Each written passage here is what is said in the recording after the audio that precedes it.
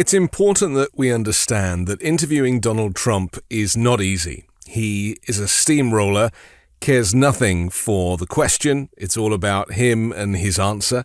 So I want to kind of caveat this explanation with the fact that I don't know that I would have done a better job interviewing Donald Trump.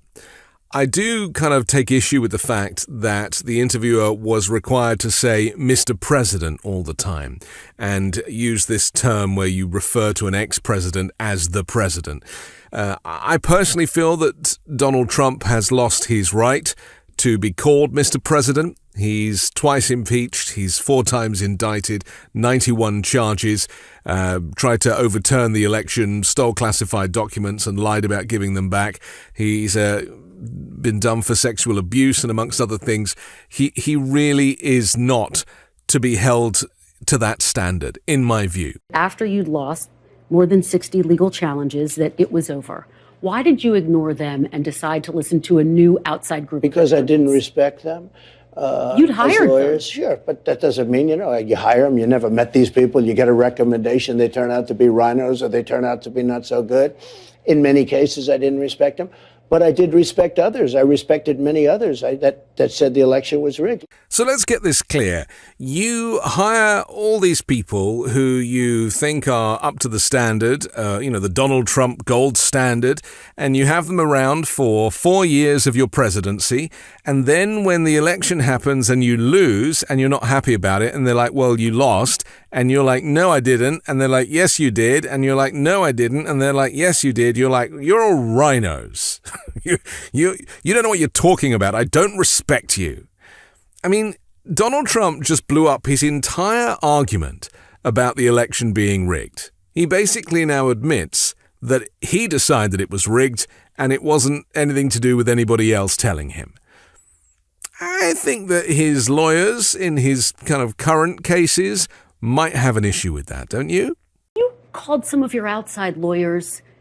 You said they had crazy theories. Why were you listening to them? Were you listening to them because they were telling you what you wanted to hear? You know who I listened to myself? I saw what happened. I watched that election, and I thought the election was over at 10 o'clock in the evening. You were listening to your instincts. My instincts are a big part of it. That's been the thing that's gotten me to where I am, my instincts. But I also listen to people. There are many lawyers. I could give you many books. Oh, so you listen to yourself. Oh, I see. This is very clever now. So you have all this advice and you have all this kind of infrastructure designed, like legal support and White House counsel and your attorney general and kind of, various systems and protocols in place for running a presidency. And you choose to ignore all of that and just go, no, I won, when you didn't. I mean, again, you are exposing yourself as a total idiot. And what I don't understand is that you proudly say, I didn't listen to any of the expertise. I decided using my own instincts that I had won the election.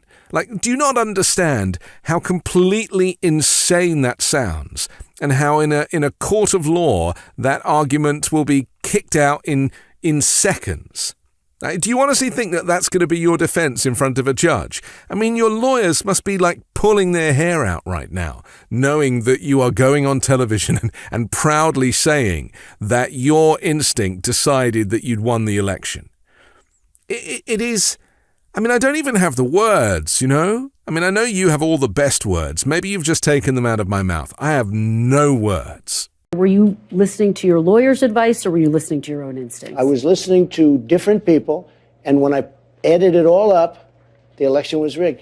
So you were listening to different people, but you were not listening to them because ultimately you didn't listen to them.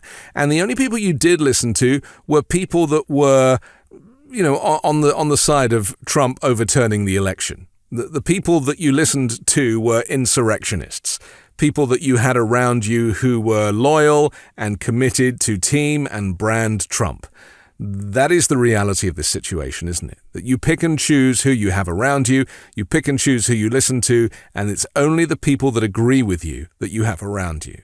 Now, do you know what that is? What you are describing of having people around you that support what you say all the time?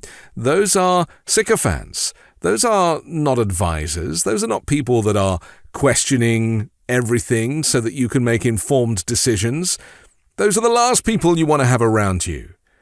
This is how you ran the presidency. And you know, if you win the next presidency, God forbid, that's how you're going to do it again. You're going to make sure that there is nobody around who ever questions you. It's authoritarianism. Anybody who questions whether Trump is an authoritarian only needs to listen to these few seconds in this interview. He is an autocrat. He is a demagogue. He is an authoritarian. He doesn't want to listen to anybody. He decided he won. That's all that he cares about. Were you calling the shots, though, Mr. President, ultimately? As to whether or not I believed it was rigged, oh, sure. It was my decision, but I listened to some people. Some people said that. Like guys like Bill Barr, he was a stiff, but he wasn't there at the time. But he didn't do his job because he was afraid. You know what he was afraid of? He was afraid of being impeached. He was petrified to be impeached. And how do you not get impeached? Don't do anything. That's right. Bill Barr, your Attorney General, the nation's Attorney General, told you you had lost the election and that it wasn't rigged, and you didn't listen to him. So you've now just admitted that you didn't listen to the Attorney General, which, again, just crashes and burns your case. And the fact that you don't realize that just proves how completely dumb you are. You are probably not just the dumbest president in history, you're probably just the dumbest person in history who happened to become the president because you lied about what you had to offer and you were outwardly racist and a whole bunch of people thought, yeah, well, let's try this. I mean, come on.